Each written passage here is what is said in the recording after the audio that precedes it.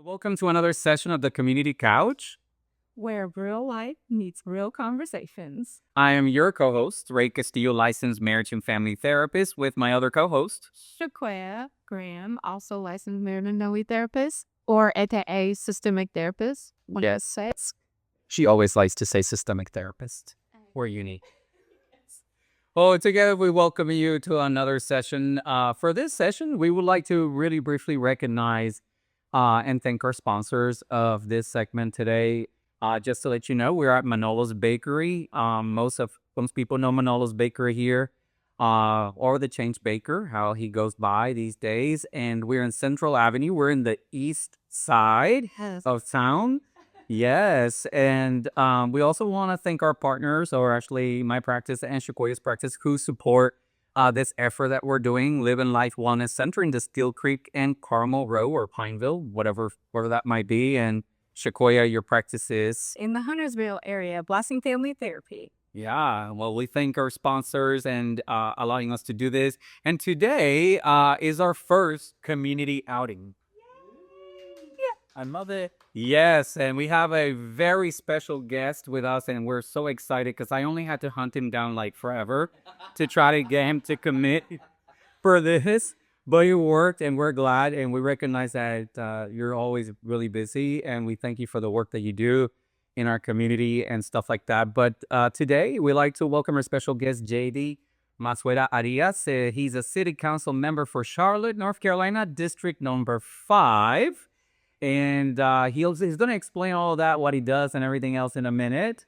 But we'd like to welcome you guys to another session. Well, good. So just to start, we want to get to know JD and who JD is. I'm sure that people out in the community, especially in the east side, may know you and may want your autograph at times. But we're streaming to everyone, and in the community couch, it's not only for the Charlotte, North Carolina communities, but communities beyond that as well.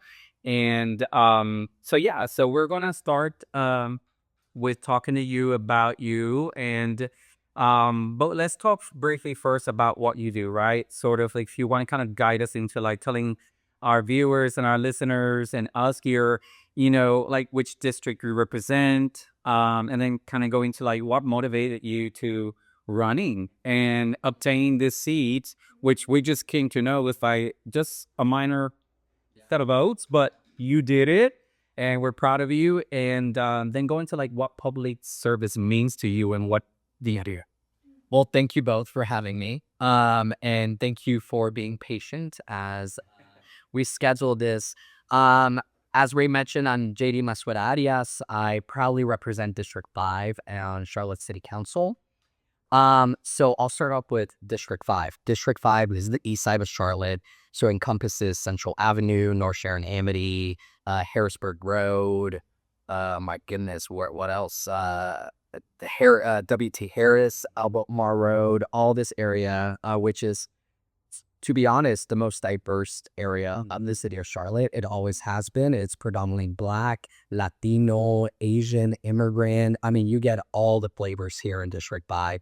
We have, I think, almost 127,000 residents in District 5. It's one of the biggest districts in the city. And also a very marginalized community when it comes to economic terms, right? A lot of folks earn less than $50,000 on average household income, but also and it increases as you go further out of the city within the district, but a lot of economic barriers here in this district. Charlotte City Council. So we are a city manager form of government. So for our viewers and our listeners, it's very important to know that because we're not like your New York City Council, where they have separate offices and are allowed to do their own initiatives, present their own bills, and etc. Here we have a weak mayor form of government, and we have a city manager form of government, meaning that the city council operates as one collective governing body, right? So there's a lot of processes that have to go through, and everything takes 6 votes to pass anything. We are in the business of infrastructure, of public safety, of economic development, of affordable housing and transportation. So whether it's your trash, whether it's water, whether it's the police department or the fire department, whether it's traffic signals, sidewalks, etc., that is our forte, hard services. Um, when I was presented the opportunity to run for office, it was literally 2 months after I moved back to Charlotte from New York City. So I'm a son of East Charlotte. I grew up in East Charlotte. I've been in East Charlotte since 2001, with the exception of 2020 to 2024, where I lived in DC and then I lived in New York City. I worked on Capitol Hill for Congresswoman Alexandria Ocasio-Cortez. I worked at Think right? Bishop Oh, Come in this much proximity. I love it. race. Oh my God, it was truly a wonderful experience. I just having that honor to work with her. I was part of a fellowship program called the Congressional Hispanic Caucus Institute, public policy fellowship, and that's where I was brought the opportunity to be a fellow, legislative fellow for her office, where I co-led her immigration portfolio. So, wow. Oh my God, this is the. I mean, can I just tell you? I don't want to introduce you. Interrupt you, but I already told Ray this. When I was reading over your whole bio, I started crying. I was like, oh my, look at all that you've done. Like, look at all the firsts. It's I'm gonna cry right now. Sorry, but it just was like so amazing. Like the things, and also we went to Queens too, right? University. So it just really, I mean, So that's like to the NCAA term. I seen that my husband was telling me, he was like, guess what? I seen the queen. I was like, maybe I see we are more than just excellence in education. It's this because I feel like number one there. Look, yeah, it was really impressive. And to read, I mean, just that you would even know that you can do this. Yeah, you would. Oh, because for so long, I thought I couldn't. Right. I grew up undocumented. My family came here on our tourist visa and overstayed, and so that prompted us to become undocumented in the United States. And for a while, I was undocumented, then I was a dreamer, and then I was naturalized as a U.S. citizen in 2021, I believe. So that was just 5 years ago. But prior to 2021, I really thought I couldn't. Right.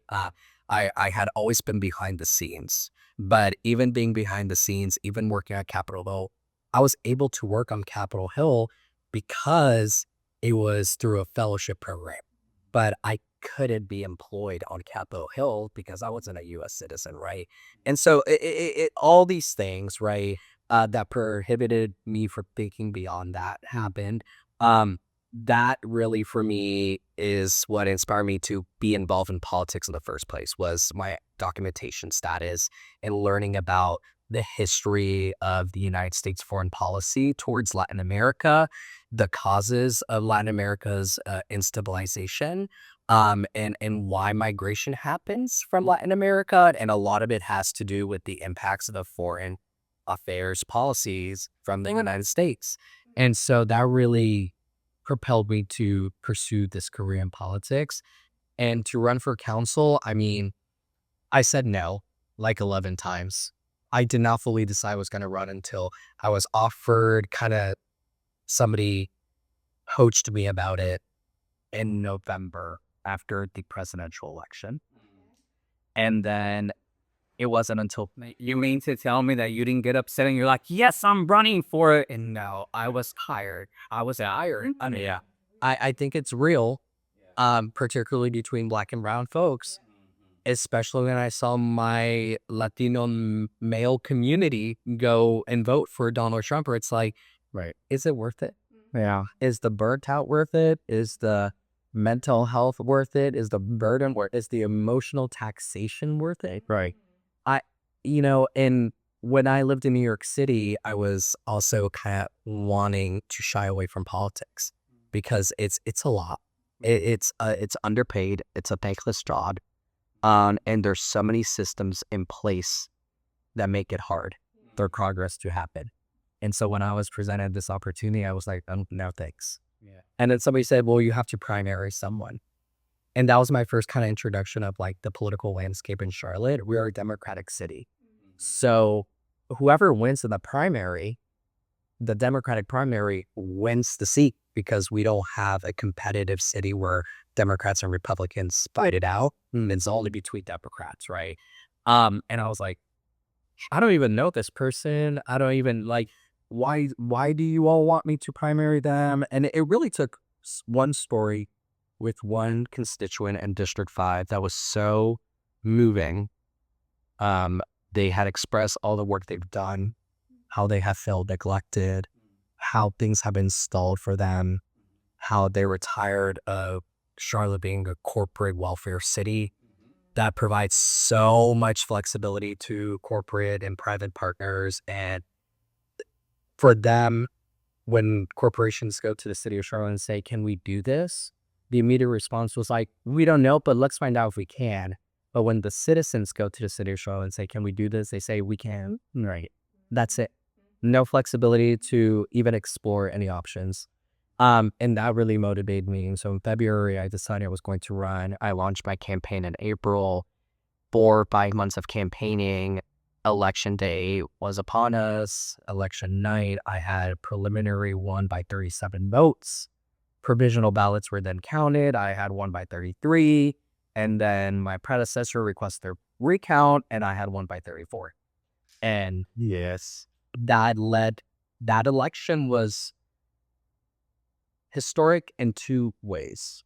One, it was one of the first competitive campaigns that somebody has run in the city of Charlotte that did not take corporate private developer money. Okay. Right.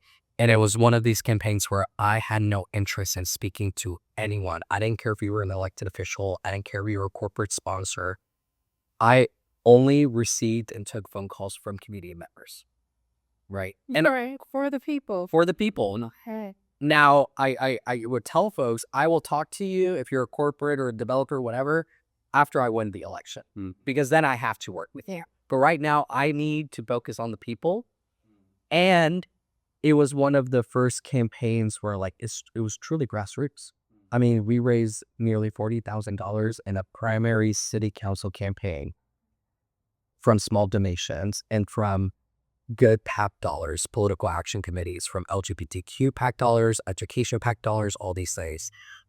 Wonderful.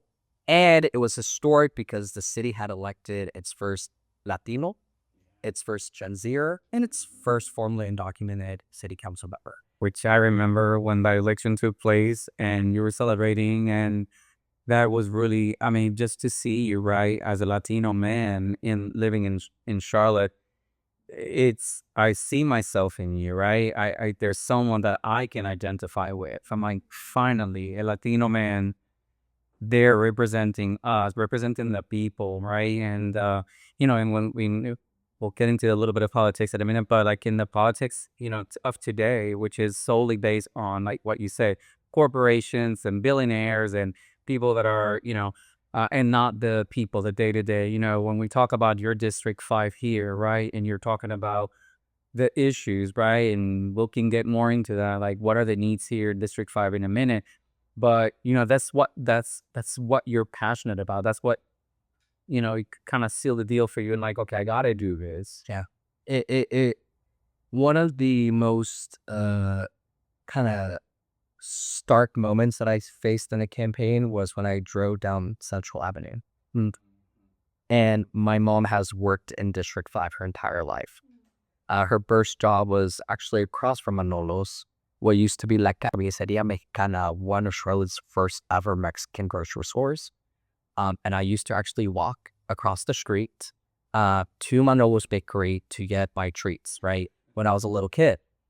That being said, I drove down Central Avenue and I saw, wait, nothing has changed. Yeah. Meanwhile, Cotswold and South Park and Myers Park are getting uplifts, face uplifts every 2 years. That was Just even the streets. even the streets. Just the infrastructure hasn't changed. Nothing has changed. What's happening to the east side? And there's something to be said that a lot of folks in District 5 want to preserve the character of the east side. But that doesn't mean that we aren't allowed nice things, right? Like other communities are. Like I've always said, you know, why do you think that Black and brown communities don't want a Starbucks or a Chipotle? And I know they have the flair of gentrification attached to it, right?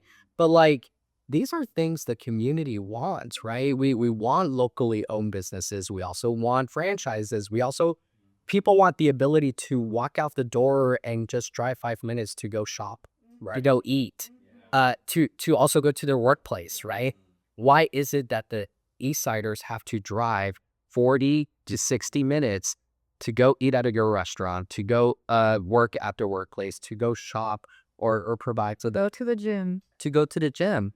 And so for me, that was one of the biggest pushes, and also is to redefine public service. Um, a- and I say redefine in a weird way because it's actually not redefining it. It's actually going back to its original Bringing it back. meaning, which is serving the public. Public service has taken so many different iterations, but it has become serving thyself and serving corporate and billionaires, right? And private interests. It was serving the people who have money. No, it is serving the public. Like, as I told folks on the campaign, and I still tell folks today, that my last name might be on that dais on a plaque, but that seed belongs to you all. I'm only a vessel to you all. And yes, there are going to be moments where I'm going to disagree with the community, where the community will disagree with me. But that's why I'm there. So we can have those top conversations of like, how do we move the East Side forward? Mm-hmm.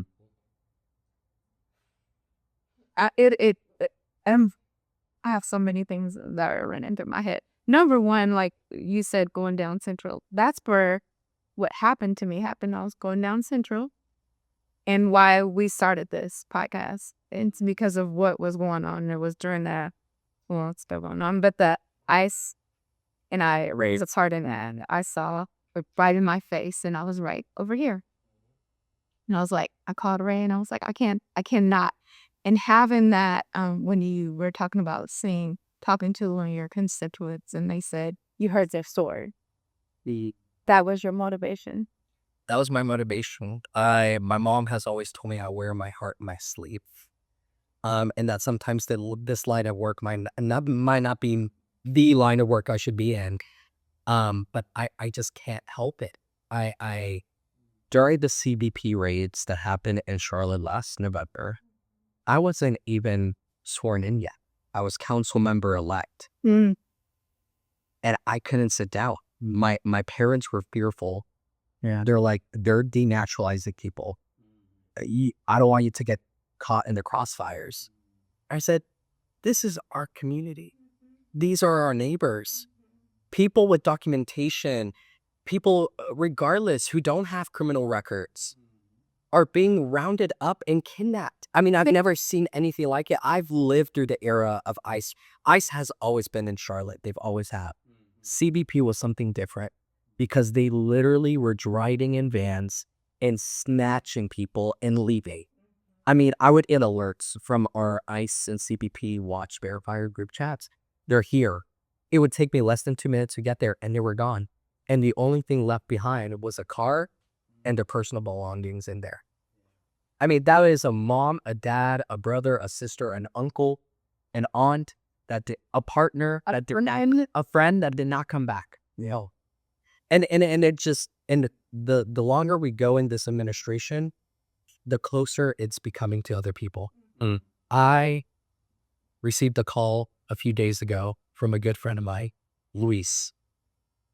And he called me 6 minutes after ICE had pulled over his partner's car, Oscar, and they took him.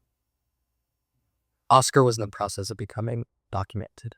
He had applied for a U1 visa. And now Oscar is in Atlanta at a detention center, awaiting his court hearing. And Luis has raised over $13,000-$14,000, but lawyers can't find Oscar's case online. The last name is misspelled. I mean, it's the system, and the system is prohibiting anything from happening, regardless of who you are. So for me, the stories of people is what I carry.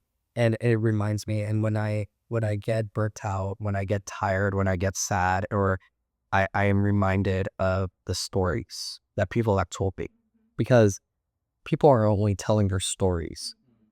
They are trusting you with their story. Yeah, People don't have to tell you. it's a privilege. It really is. And for me, it's a privilege to, even when people are mad at me, it is a privilege to hear people being mad at me and telling me why they're bad. That is why I'm doing this work. And I've always told folks, I don't care if you yell at me or you scream. That's part of the job. Yeah. And you have every right to do so. I was gonna say, we talked about this in one of the sessions that we had. Shacoya's call to me and everything, and why we're doing what we're doing with the community couch, and our vision for the community couch is to really tackle, what's happening in our communities, right? Of course, as mental health providers, we look at it from the lens of therapeutic. How is what's happening affecting the people? And I when you're talking about these calls that you've gotten, when you talk about your parents being fearful, you know um I've always thought, and I think I say it not proudly, but I think I've been very fortunate and privileged to be born in Puerto Rico and not have to have gone through what other Latinos have gone through to actually get their citizenship. But even like that, I had never felt so much fear in my life than what I experienced just these couple months, right? Where I had to get my passport, which I only travel with it when I'm going internationally, and carry it with me just because I don't know. I mean, look at my face. I'm Latino, right? I could get pulled and they don't care. They're not asking where I'm from. They're just taking you. So yeah, so that's kind of hard. So I wonder, as you've gotten deep into working in District 5 and this part of the city, like, what do you see out here? What are the key issues that are affecting your district, right? Well, the most obvious is immigration. When CBP was in our community, terrorizing our community in November, we saw businesses close all across Central Avenue. And I need to be very clear about this. Immigrants are not just Latinos. They're Palestinian, they're Ethiopian, they're Nigerian, they're Ukrainian, right? And District 5 is the heartbeat of immigrant-owned businesses. If you drive down Central Avenue, you will eat Guatemalan food, you will eat Ethiopian food, you will eat Colombian food, you will eat Greek food, right? And so these corridors, Central, Sharon, and Albemarle and 50T Harris, saw businesses close from all backgrounds and races and ethnicities. And they lost up to $2,500, a minimum $2,500 a day. Some seeing losses as high as 5,000, and it. So that is one of the primary issues because we haven't even fully recovered for that, right? People are still fearful to go out, not at the extent that we saw the immediate months after, but for sure, affordability is a huge one. I mean, we are in an affordability crisis not only in the city of Charlotte but across the nation. People can't. I saw a video of somebody saying, "I can't even pull out a $5 bill." Yeah. Everything's going to my credit cards because I don't have cash on hand. And I think, and we also are facing a high housing crisis. I think housing is really important. Mental health, although the city of Charlotte um, does not work around the mental health wraparound services like the county does. But we're facing that as well. And we're also facing, I think, a lack, at least in District 5, of amenities, of people wanting to be able to go and get their dry cleaning done or to go and eat at a restaurant like I said about. Those are real things. And the lack of an investment, right, is one of the, if not the umbrella that all of these issues fall in, is a lack of investment in this community that is honestly penetrated by private developers who want to keep this community as the dumping grounds for anything that other communities do not want. Right.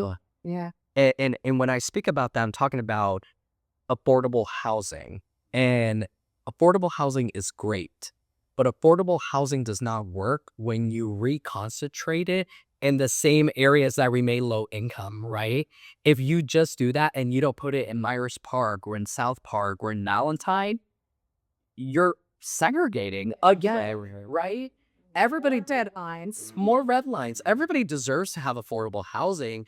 But the reality is, if you just say District 5 is going to have 70, 80% of all the affordable housing that the city of Charlotte is investing in, then corporations and investors are going to be like, I'm not going to go there. Yeah. You know? And it's strange because also, like, I drive around Charlotte again. When I was just driving here, I was like, oh my God, I can't believe all these streets, how changed things look. Like, you'd be go down Tryon, everything looks completely different, and woods going up everywhere. Apartments and townhomes. And there is still a housing issue. There is a unpopular opinion I have. How much is affordable housing or mixed income development actually helping the housing affordability prices that people are facing, right? Affordable housing has been such a buzz term that even Democrats have used, some Republicans have used, all the time say affordable housing, affordable housing, affordable housing. Are we seeing the results of it? Yeah. Right? Are we seeing the results of it? And for me, it's not that. It's more like we need to, one, build more, but build in a smart way that those apartments include commercial spaces, right? That they include parks, that they include this, that one development is 100% affordable housing, AMI restricted, and next to it, you have a single family market rate neighborhood. Because the more you diversify incomes, the more opportunity there is for those people that don't have that income to thrive in. And get to that income. And their gifts are offering. Absolutely. Absolutely. And so for me, it's controversial, right? Because right now, I don't see this part of town suitable anymore for the time being for more AMI restricted housing. Not because I don't want people to not afford to live, but it's a trade-off, right?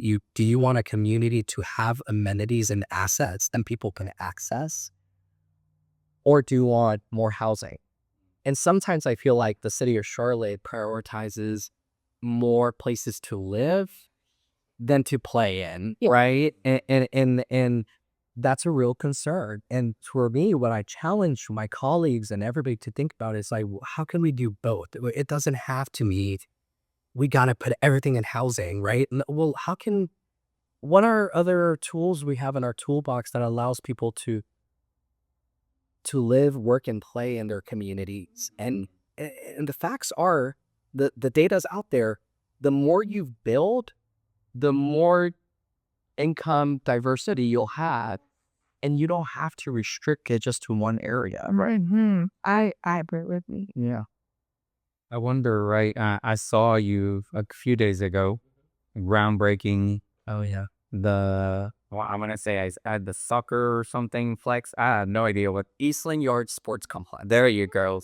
So, when we talk about initiatives, I know that this has been upcoming and whatnot, but when we talk about initiatives for the District 5 here, right? Because Shacoya and I are like this. We always focus on, like, for example, the South Charlotte, the North Charlotte, Central Charlotte, all those places have enough resources, even for mental health. Yeah. Right. Those are the people that can afford therapy sessions, right? That have the good insurance, right? That the insurance will pay. They may have some of them may not even have a copay. Some of them may have a $24 copay. And I'm not saying that those communities are not struggling, because they are. And we saw it coming into January. A lot of our clients started to cancel because their insurance deductibles went off the roof, and now they needed to pay more than what they were paying. So with all that said, let's focus on this District 5 here that, like you said, is not maybe growing fast enough or how it should, right? Considering things. But talk about the sportsplex and all that stuff that's coming. Goodness gracious. So Eastland Yards has been in the making for decades. I mean, almost decades. So in that land used to sit an iconic landmark called Eastland Mall. Oh, okay, I was about to say, is this part? Okay. Opened in 1975. And it closed its doors in 2010, I believe.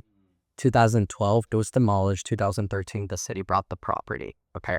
So now you have 3 years of an empty lot that is now owned by the city, where the economic incubator of this community was taken away, right? And that brought jobs. That brought activities. It had a movie theater, it had an ice rink, it had stores, it had everything. You know, the young people of District 5 at the time could work there, could take the bus there, could walk here to their jobs, right? It gone. 2013 to 2023, it's that empty. There was proposals that came here and there and whatnot. And this was before me being in this position, proposals started to come in, right? And there was conflict because the community wanted one thing and the master developers wanted another thing, right? And there was just lack of communication from city, from developers and whatnot that really ignored the community. And I'm not going to let it be on the record, I don't take credit for Eastland Yards or the sports complex. I give that credit to the community that pushed the city to get it done. So, some city leaders, including our current Mayor Pro Tem, James Mitchell, came up with the idea of saying, let's merge both ideas together. So the master developer gets their piece and the community gets their piece, right? Which should be a given. Like, that should be an obvious, but it wasn't obvious to some people. They just wanted the master developer's plan. And so that's where the Eastland Yard Sports Complex came into play. It's an indoor sports complex for amateur sports that's going to hold basketball, volleyball, etc. We'll have 4 or 5 soccer fields outside. It would be open to the public, but also open to teams and amateurs, student teams, etc. See, it would bring billions and billions and billions of dollars to that area. It would be incredible because we would be the only indoor sports complex in the Southeast region, right? And people now would then be able to travel to Charlotte and give tourism dollars to East District. So it's incredible. My little involvement in Eastland Yards was approving the first 4 small businesses that are going to sublease. The city of Charlotte is subleasing those 2 small businesses in the commercial space. And there, it's going to be Manolo's Higher Grounds, as well as Manolo's Artisan Gelato, a Latin dance studio, as well as a Black woman-owned salon suite company. And that Black woman is only 19 years old. Wow. And I mean, this is really investing in young people, right? Where you guys are my only hope. And I'll tell you, Amazing. there was a little bit of back and forth with some council members because they didn't appreciate, because this owner of the salon suite was coming from, I believe, Huntersville or somewhere else in North Carolina, whatnot. But her business model fit what the city was looking for, right? And I was like, yes, we would love local entrepreneurs to be here, but like, this is a 19-year-old Black woman that is creating her own business, right? Like, let's invest in her, right? Like, sometimes it's good to invest in mature businesses like Manolo's, right? Which we have, but it's also good to invest and take a risk with young people who we know have the talents and skills to scale their business. And so that's that. And then now we're in conversations of possibly, I saw your excitement when I mentioned it, bringing ice skating and hockey back to that sports complex, or preliminary conversations of breaking a deal with a certain company about bringing ice back to, well, let me be clear, bringing ice rink. Yeah, an ice rink back into East Charlotte. It would be a mic drop moment for this area to bring back the anchor of the community. That would be huge. That was part of the reason why I was like, I want to go to Charlotte when I went there first, because I was like, they have an ice skating ring, or do I go there all the time? Yes. That's huge. And especially all the New York folks and the upper New England folks, they miss this ice cream. Well, They miss that. our first official sport was hockey. I mean, we've had the checkers. There's the 50s, you know. I had no idea about sports, but okay. And they currently play in the Voplex Coliseum, and just imagine having a potential partnership with them. It would be incredible to drive all that. And so that would be like huge. People talk about we're a football city, and then we became a soccer city, and now we're becoming a women's basketball city with the Charlotte Crown coming on board. Well, now the next step is hockey. And something I found out as we're think about this and bringing this to the site, which is still not confirmed, but as we continue having conversations, hockey is being defunded across public schools. So we're able to bring this to Eastland Yards. We're giving kids another opportunity to engage with us and engage recreationally and keep them off the streets. I was going to ask about that, because that's another thing that Eastland Mall did. In fact, me and my mom were just talking about, like, kids don't have anything. They used to have Eastland Mall. Now they don't have anywhere just to go hang out, like that age groups. What else is going on? Like, is there going to be something just like for kids, or is it just more for like? It's going to be for young adults. It's going to be for teenagers. It's going to be for kids. The indoor sports complex, it will be open to the public. Mecklenburg County acquired 5 acres of land to build a park there. And you're going to have commercial space as well. And it's going to be a multi-use, like, incredible facility in 2028 when it comes on board. So. You talk about bringing that site to life again, right? So I'm looking forward to that, to seeing that, because every time you go by there, it's so sad. It is. I mean, and I never went to that mall. I never did, because I think I moved after that. After with the shutdown. But when you go back to the space and you see all that just empty lock there, it's sad, right? You look at, to me, what's this Prime location too. this community, yeah. And so I think it's very smart now. When you talk about balancing city resources and community needs, what does that look like for you? I think that's the toughest. That's the hardest learning curve for me. We live in a Dillon rule state. What does that mean? That means that the state legislature puts limits and guardrails for what municipal governments can and cannot do, right? So, for example, we can't pass an ordinance that gives tenants rights like New York City does, right? Because the state statute doesn't allow us to. A few years ago, Mecklenburg County and the city of Charlotte were going to introduce a municipal ID ordinance that would give IDs, residential IDs, to undocumented immigrants to say, I'm a resident of Mecklenburg County or a resident of the city of Charlotte. The state legislature, who is, Republican control, got a whiff of that and passed a state ordinance, a state statute that said no municipal government can issue these types of IDs. And so for me, it's been really hard. And also, I'm operating within one collective governing body, right? And so, like, my ideas become all of our ideas, and I have to get buy-in from everyone, and so it's hard, but also, and it's hard because there is a tension, whereas, like, well, you now represent the entire city, which is true to an extent, because anything I vote on impacts the entire city, because I'm not just voting on District 5, I'm voting on the nearly 1 million people that live here, because we are the governing body of the city of Charlotte. And so there's this idea of, like, well, you can't always think about your district, because you're actually thinking about 1 million people and not just your district, right? And so there's a kind of tug and pull situation that happens. For me, though, it's always going to be about the community. My thoughts might be radical in that sense, but I don't know who came up with the idea that leading with community is radical, and it shouldn't be. And I think that's what the city needs more of, is community. And sometimes I tell this to city staff and I tell this to my colleagues, like, you know, I don't care for the answer to what we cannot do. I'm looking for the answers of what we can do. So you can give me a lecture that we can't do this. I don't care about that. I'm asking what we can't do. Have you researched that? Have you looked into that?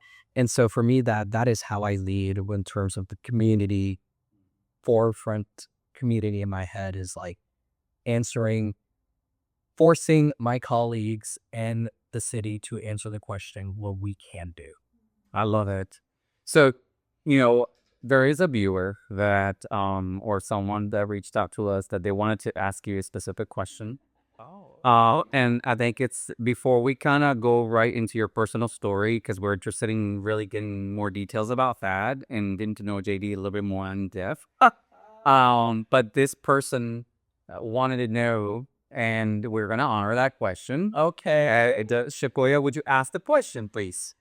So, in the Black community, right, we have a certain like word, the slang that we have. Okay. And so since I'm seeing this beautiful room, yeah, slang word, it's for, when someone goes against our culture, like goes against or is on the other side. Like you would call Uncle Tom or a coon if you are voting for someone that is against our right to live. Yeah.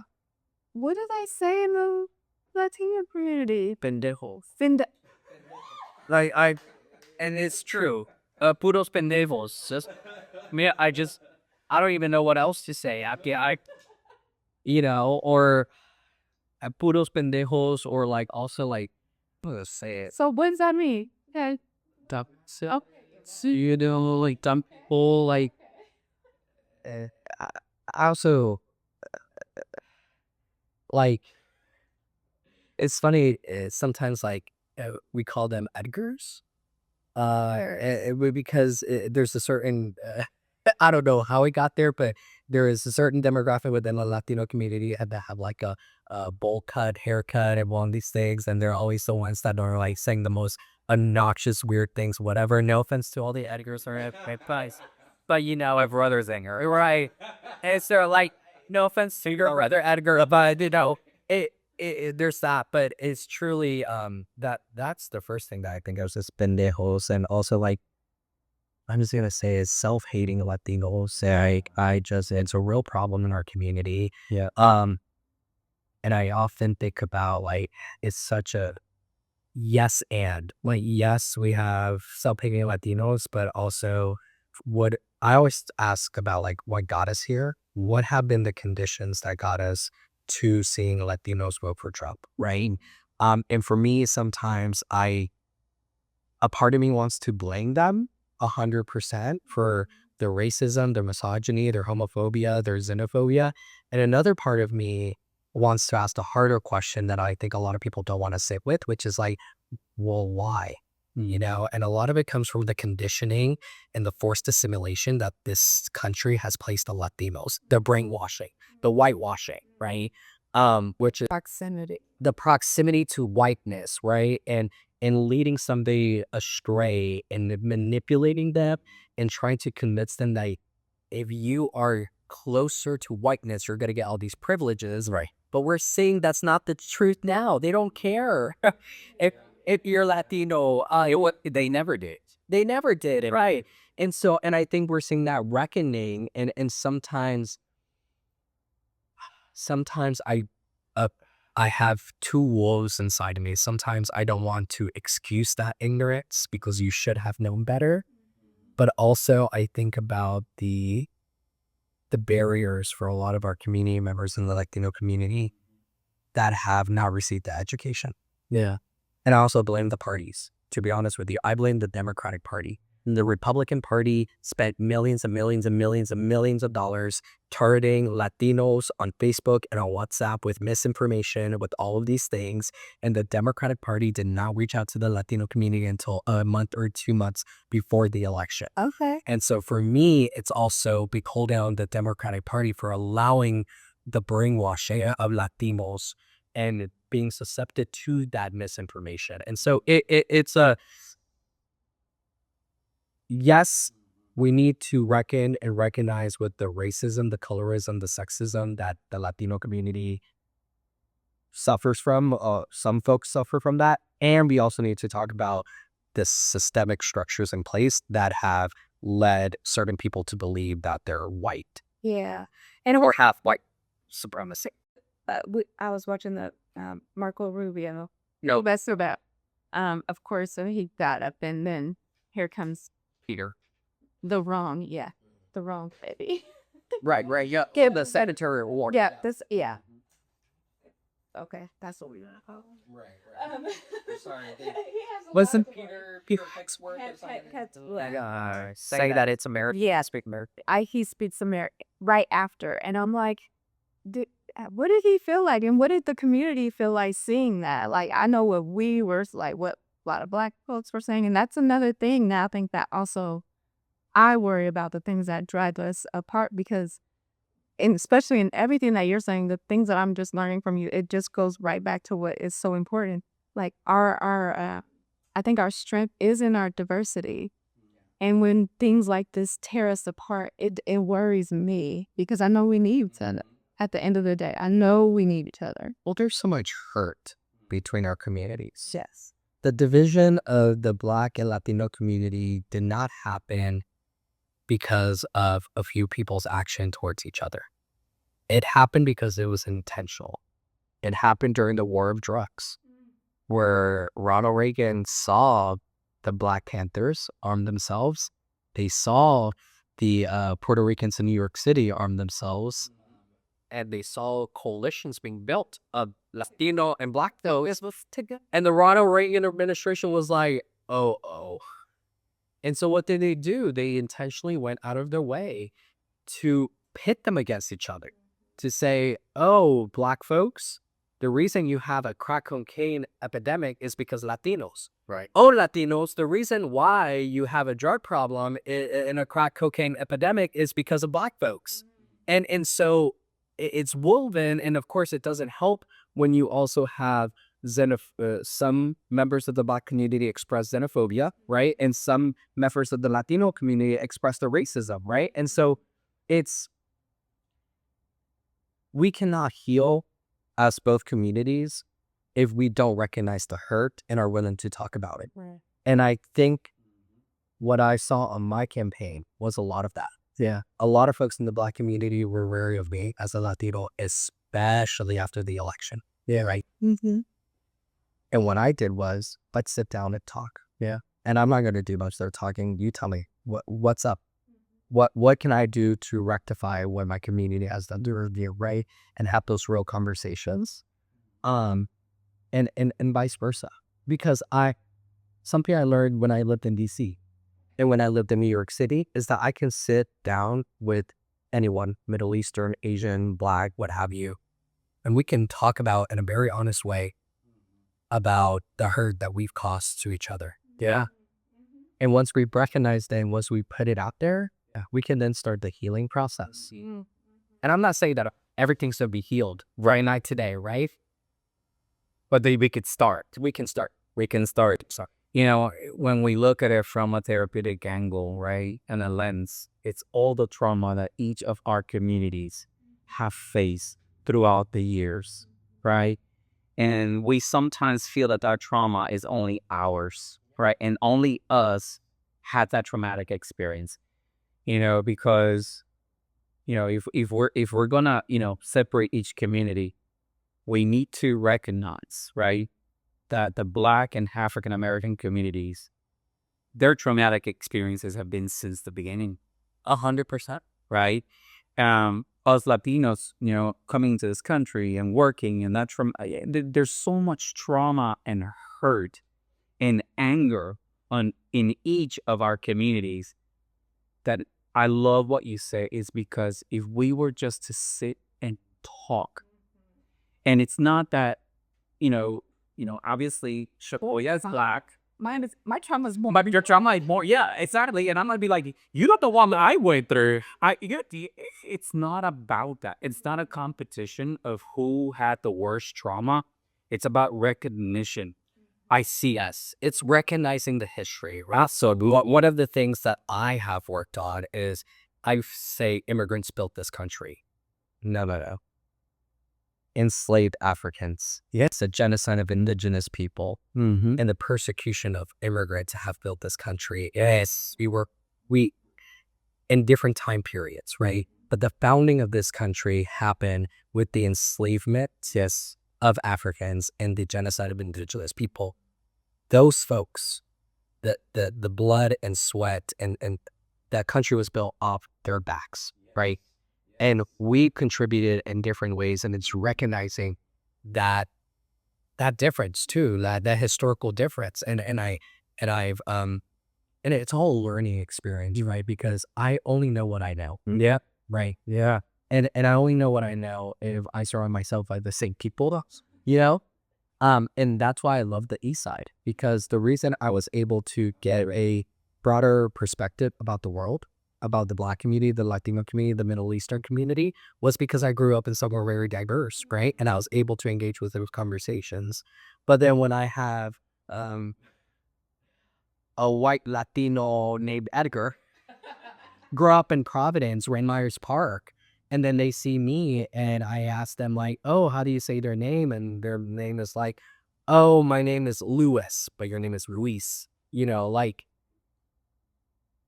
and sometimes ignorance is built, you are a product of your surroundings. Yeah. Your surroundings, right? And I'm not saying that we should give a pass to ignorant people, but I also think there's something to be said that we have reached an environment because so much hurt is happening and we cannot keep up with the hurt, that we've reached the point in our environment where people don't want to talk. They don't want to talk. They don't want to talk. And they're scared of talking. And they're scared of talking, and I get it. Sometimes there are moments where I do not want to talk to somebody that said, I voted for Trump in 2016, but didn't vote for them in 2020. I don't care. You still voted for him. Right. Well, you're the reason why we got here in the first place. But what am I doing? Because we can't work in silos. We just can't work. We have to work as a collective. You sound like a systemic therapist right there. You do. Yeah, it is very good. Oh, because, in our worldview, like you said earlier, and I was like, God, Ding, ding, ding, ding. your hurt and everything that you're going through is going to affect me. It's going to affect Shacoya. It's going to affect everybody. Yeah. What happens in District 5 is going to take, you're going to see it in all the other districts around Charlotte, right? So if we come together, we work together, right, we can make things better. I want to shift the conversation to a little bit of politics, right? And we're not going to continue to politics, but I'm just interested in, for example, you having part in the city council. Like, I'm interested for people that see us and everything. What are those local policies that are happening or taking place right now to help protect and support our communities, especially in District 5? Oof. So I'm a straight shooter.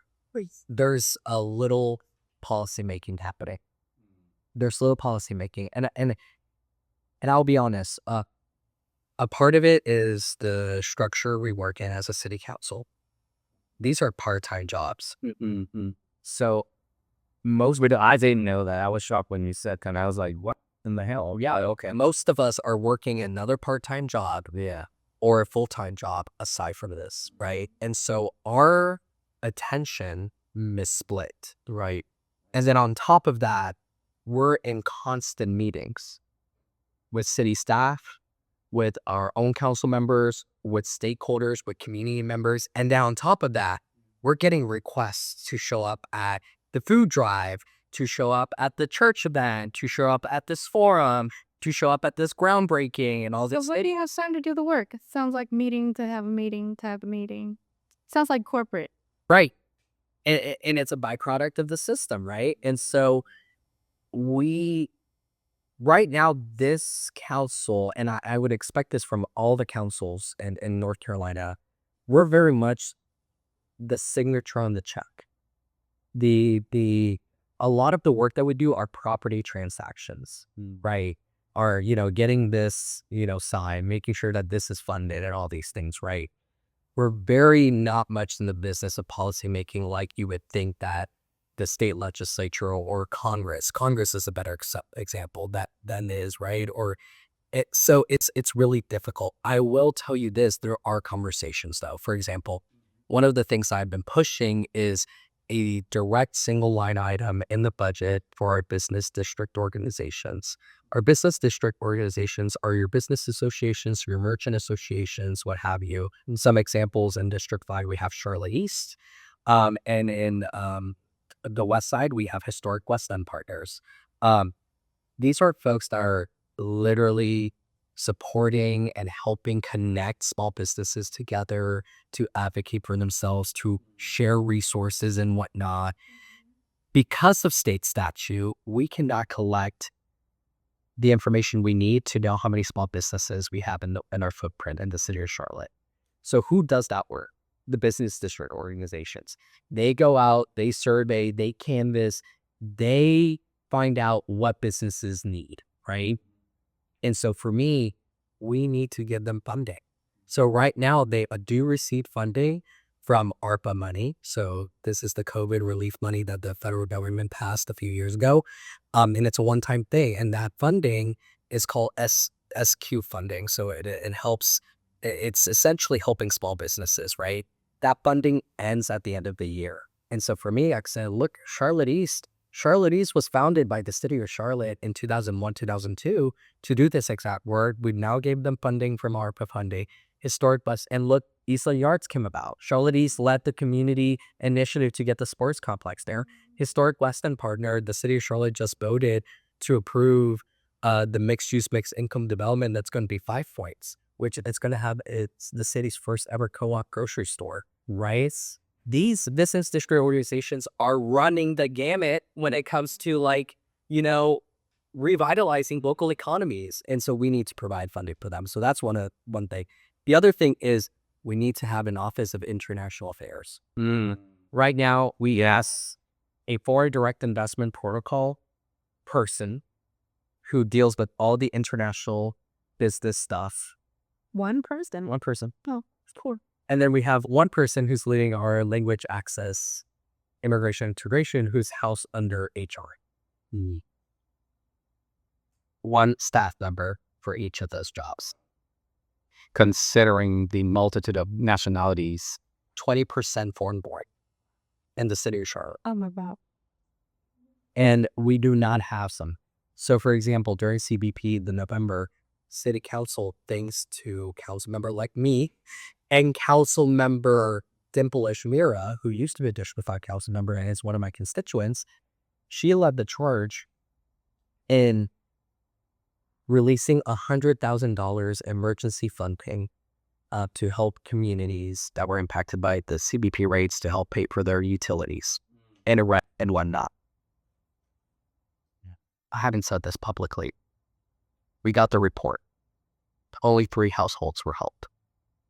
3 households were helped from the $100,000 that we released. And that is why. Why? We outsourced the money and we gave it to third-party crisis ministry assistance, right? So that's one. That's a problem. 3, why are we outsourcing? 2, we had requirements. You have to be 18 years old and with a social security number. And a lot of the households that were impacted, right, and we just didn't have an in-house person that was tracking this, that was reaching out. Because people probably didn't know. Right. We had to rely on our community partners to let people know, but also our community partners didn't know how that money was going to be used or what the process was, because we would redirect them to crisis assistance ministry or what have you. And no, that is the one time where I agree with centralization. I'm typically a big advocate for decentralization, but we needed a designated office, a community engagement officer or someone or coordinator that knew these partners. I was on the community engagement team for Mecklenburg County, and that was one of the biggest things that we kept having issues with. Like, there would be all of these organizations that would be able to help the community, but no one knew about them. No one knew. I'm like, where's the directory? Where's the, like people just would not know. And so things like that is just lost. It's lost. And it's beyond me how we had $100,000 and we only helped 3 households. That's the waste. So anyways, stop pouring funding videos that directly help our local economy in this district, as well as advocating for an expansion of community relations through with a focus of international affairs are 2 things that I'm pushing for. Yeah. How does the community,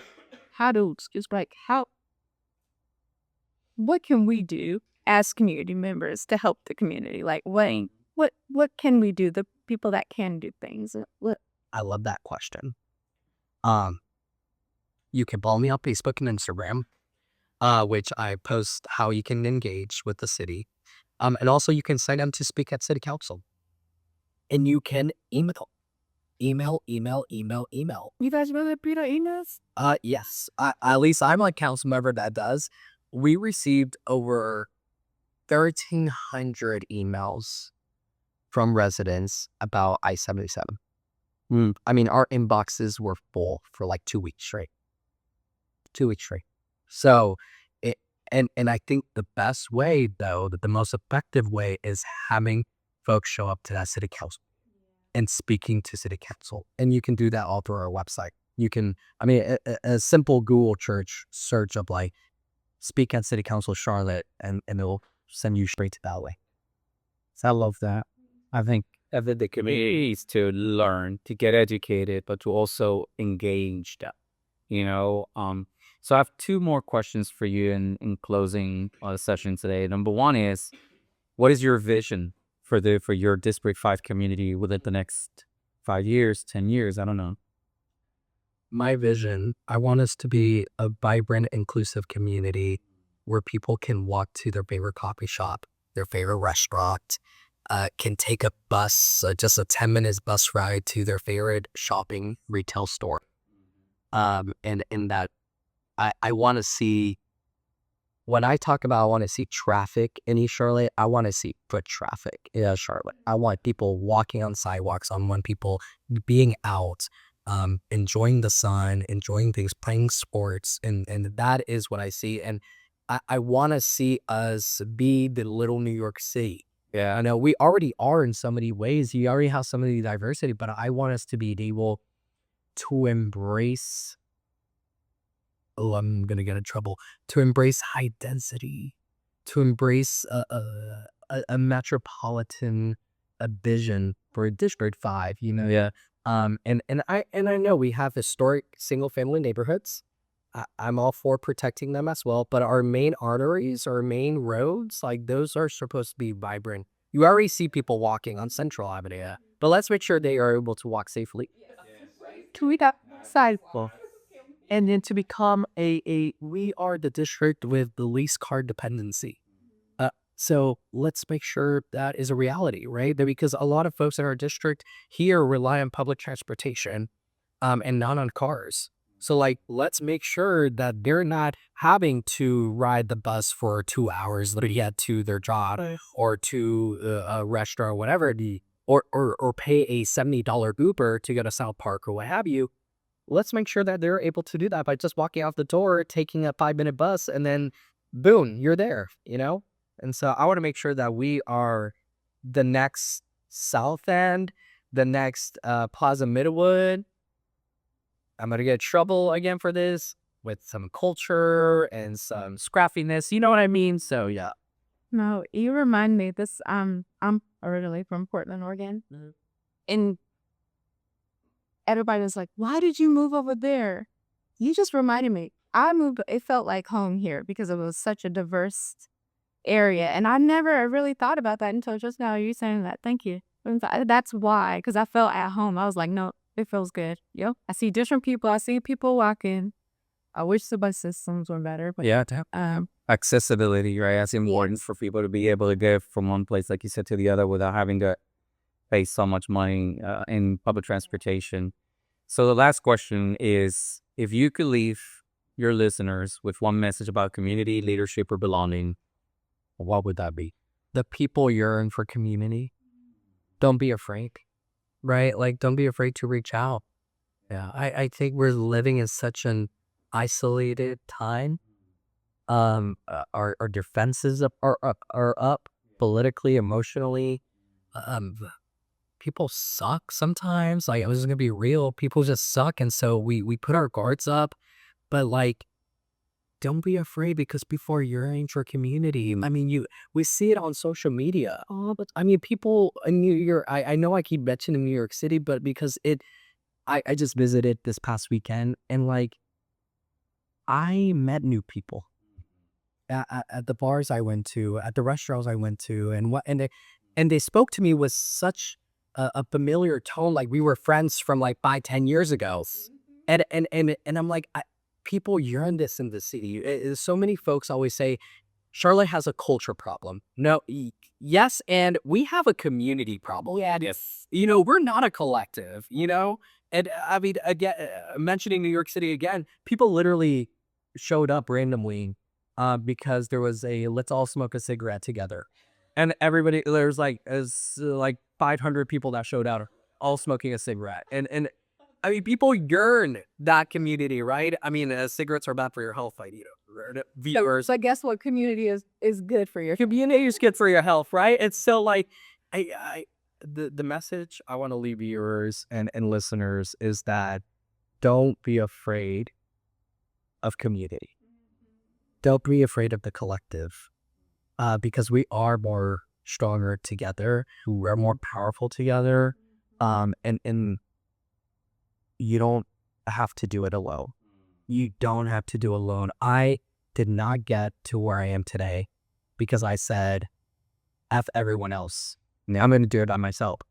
I got here through the persistence, I'm going to get emotional, of my parents, because my sister has pushed me along the way, because my partner literally accepted me being absent for 4 months while I was campaigning, because my friends still stuck around even though I didn't see any of them while I was campaigning, because I was helped financially to go to DC or go to New York and all these things, because people hugged me. Like, I wouldn't be here without communion. And so when I sit in this seat that I sit in now as a public official, as an elected official, you're going to tell me that I'm not supposed to fight for my community? Yeah. No. I love it. The community is all we have. It is. It's all we have. You are a perfect first guest because you are this embodying everything, every reason why you get to do this. Really, really. And I'm so glad you are in the seat. Thank you. I am honored that you're in the seat. Like, for real. Like, who? And where are you going to go next? Right now, I want to make sure District 5 is good. So until District 5 is to the standards that me and the community want it to be, then we'll think about what's next. I will be. Yes, and it's also a very political answer to give. I was going to eat both, but I still am. Can't raise any alarms. I know some folks are a little bit scared of what's my next step, but for now, it's That shows a lot, though. That says that they want you here. They want you to be. They need you. Yeah, well, I appreciate that. I changed. They need community. Yeah, they need just as much as they might need me. I need them more. Yeah, I need them more. I cannot. 34 votes is what I won by. Yeah, and that was because of community. Yeah. Which, if there's an election in your town, right? April 7th, Georgia, get out there, vote. I'm going to urge the Black community, go and support your Democratic candidate. It is important. We need to switch that seat. We really need to change what's happening here in the U.S. And it starts by uniting forces and really coming together to vote, right? That is the most powerful thing that right now we still have is our right to vote. And they're trying to change that to make it, well, we're not going to get into that. That's another topic. But anyway, Jay, thank you so much for being with us, being our first guest in the community couch. It is our privilege to have hosted you. Thank you for all of you do your public service. You know, going back to the very beginning, you know, is very it's not well paid. You know, we often make jokes about why we became therapists, and we're like, well, not because we were gonna become rich, because we don't. Therapists don't make a lot of money, Tell me about it. right? But it's because of our passion. Yeah. Right. It's the love that we have. It's our own story. Yeah. What that brought us here. We often talk, it's like, why are we there? It's because we were full of trauma. We were full of crap in ourselves, and we felt that we not only needed to do that for ourselves at work, but we needed to also do it for others.